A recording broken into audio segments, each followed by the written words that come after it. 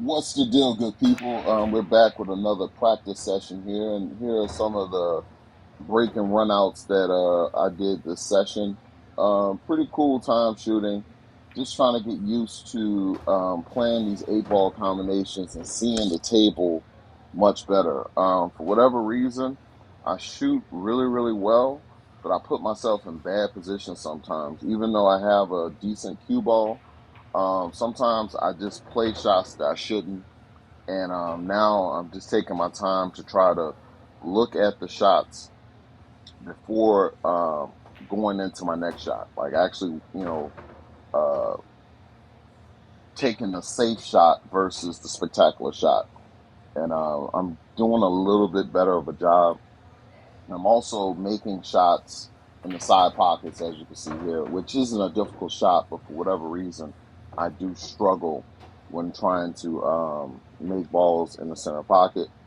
And the other thing is that being very quiet at the table, limited head movement, hand movement, body movement, jerking, and things of that nature, and just trying to get myself in better positions to win.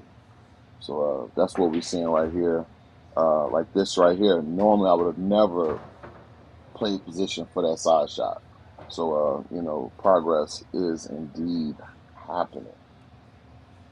So this was like one of the first many break and runouts on this particular day. I'm using a second ball break method.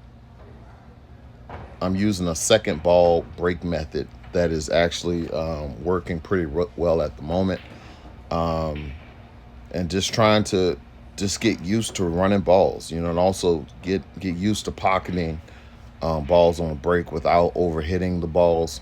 If people played me in the past, I've always had a monstrous break, and I was able to jump balls and do a lot of things. But over the years, the injury to my hand, also just not playing, I've lost some of those abilities. And the break shot, is the one that I think is hurting me the most currently, due to the fact that when I used to break the balls, I was playing six ball because I would make two to three balls on a break and sometimes even more. So I need to get that back into my game ASAP. So, you know, but as long as I keep shooting, as well as I've been shooting, I should be okay at the end of the day. And right here is a spectacular shot, almost blind because I had to spin the ball because I only see a little piece of it, but I had to spin that ball around and cut that ball and get shape on the eight, which I did. And even if the ball would have got behind I believe at the 12, I would have been able to jump that ball to get out anyway. All right. Now, also, I've started noticing, these are the tables that we play on in these tournaments that I've been playing in. So it's good to go on Tuesday and get to play for free and just watch how the balls react when you get a good break. And I started noticing that I was getting good traction with the A ball towards the corner pocket during this training session. But, overall, just making the shots that I'm supposed to make and getting out when I get out. Like this game right here was a spectacular ending. But you break well, you get put in these situations. Now right here, I technically wanted to get to the 14 so I could slide down to get that. I believe that's the 15 ball, but I didn't get high enough on it, so I had to take this shot and work my way back, and I missed the positioning again.